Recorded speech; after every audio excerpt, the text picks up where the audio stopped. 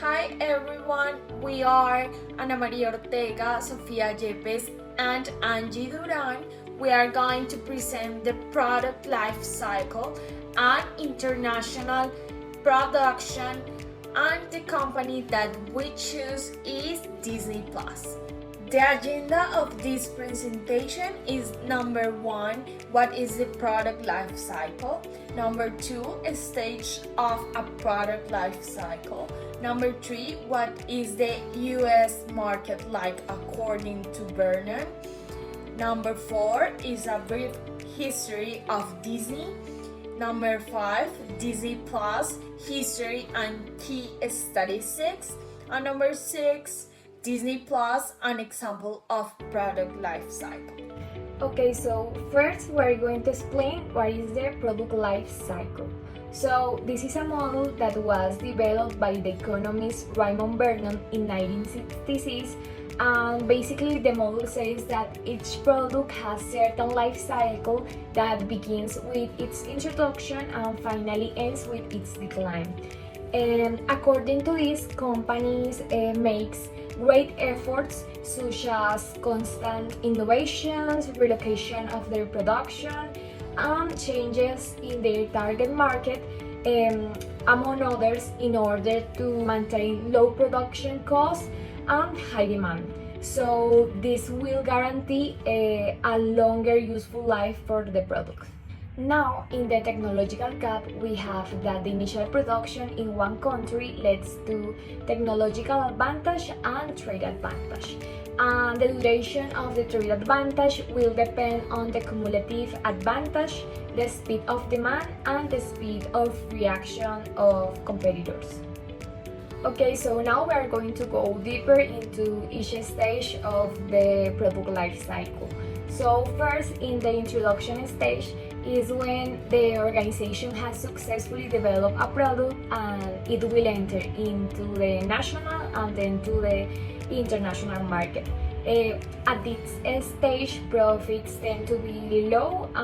Also, there are just few competitors due to the high degree of differentiation of the product.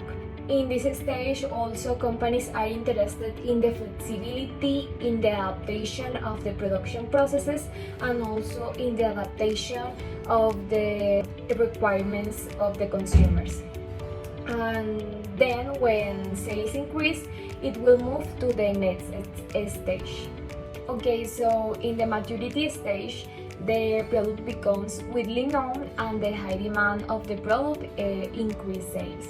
So as a result, the production costs decrease and high profits are generated.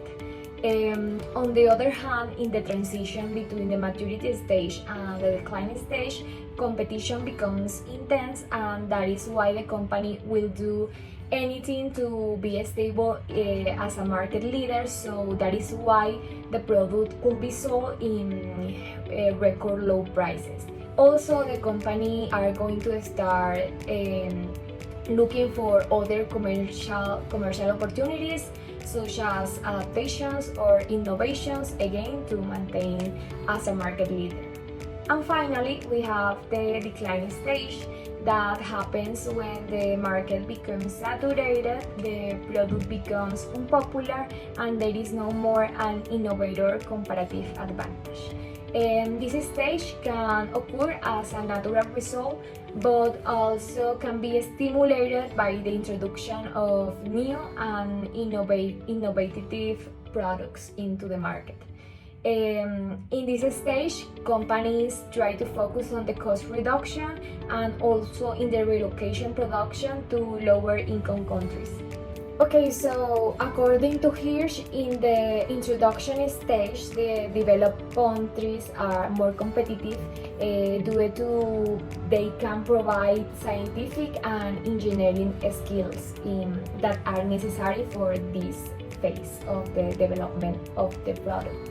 And in the last stage, in the decline, due to the need of high capital intensity, also to the need of unskilled labor and locations with low wages, developing countries are more competitive. Okay, so now I'm going to explain you the graphic that is here in the image, and it basically shows the relation between each life cycle stage with sales. We can see that demand growth tends to be slow at the beginning phase of the product, and then accelerate in the growth and maturity stage, and finally go slow and decrease in the decline stage. And this is related to the type of labor required and with the competitive advantage of the countries. Okay, so now I'm going to explain a little about Vernon's 1996 point of view on the US market, because it will provide us another idea as to why Disney has been a very important and leading entertainment company in the world. So he first talks about consumers with high income capita. That means that new products whose demand requires a high income per capita are more likely to have a large market in the USA. The second one is that even if you're going to sell a product that is targeted to a minority or a niche group of people, you're going to have a considerably large market because of its population and different specializations of people in the country. And the third one is that the United States is more likely to attract products designed to save labor at the consumption of production levels. So now I'm going to talk about a little brief history of the Disney company. It started on October 16, 1923. Walt Disney and his brother Roy founded the Disney Brother Cartoon Studios. They started their journey as a cartoon animators with a series of shows named Alice Comedies. Then, in 1928, they began to work on the most famous creation, which was Silly Boat Willie, in which Mickey Mouse had the first appearance. And in 1937, they released Snow White and the Seven Dwarfs, which became a total hit.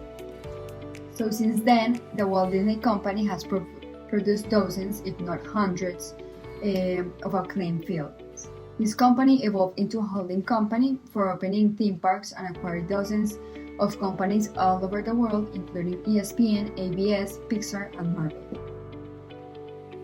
So I'm just going to note that Disney began small with animators producing children cartoons, and then evolved into a huge multinational and one of the most recognized entertainment companies in the world, having presence in over 45 countries and has more than 195,000 employees all over the world.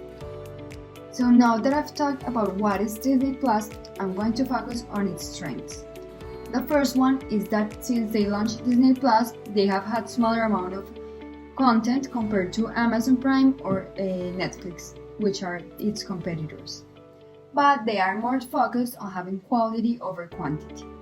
And the second one is that you can watch shows like The Simpsons or movies like Star Wars, which are very recognized movies and shows compared to the content that the competitors have.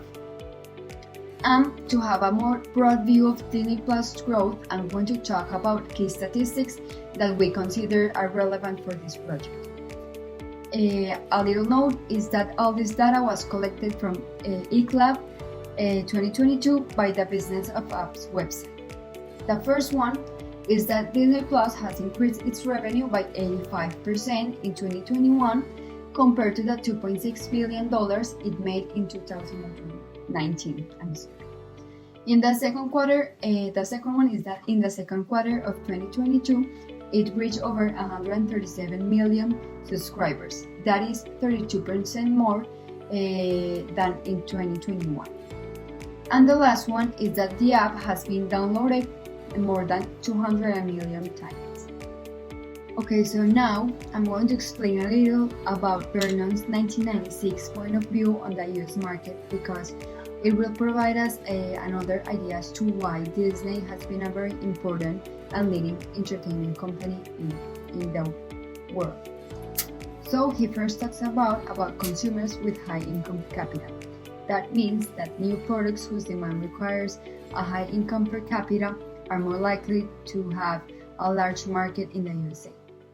The second one is that even if you're going to sell a product that is targeted to a minority or a niche group of people, you're going to have a considerably large market because of its population and different specializations of people in the country. And the third one is that the United States is more likely to attract products designed to save labor at the consumption of production levels. Disney, an example of product life cycle. Disney entered the second period of growth after their maturity phase.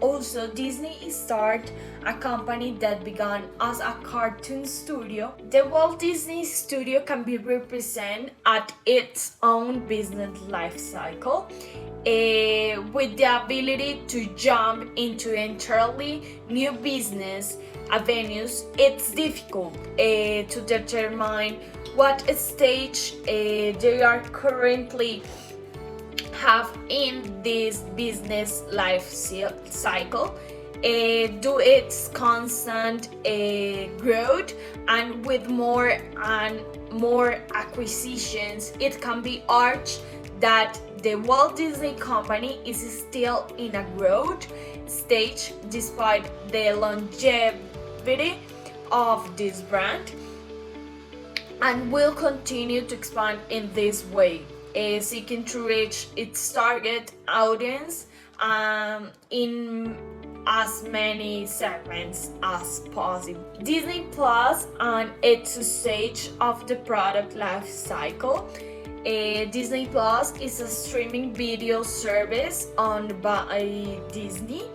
It is a video on demand service with a library of movies and TV shows that can be viewed at any time and on a wide range of devices.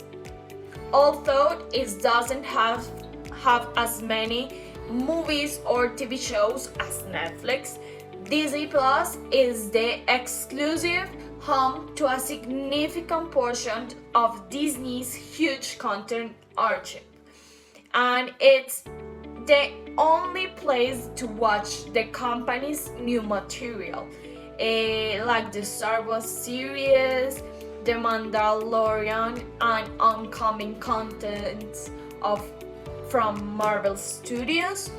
Due to the constant innovation, new series, movies, we consider that Disney Plus is in a growth stage. They throughout all the innovation that Disney has or direct to Disney Plus. And likewise, consumers have exclusive content of each of the uses of this platform. Our bibliography.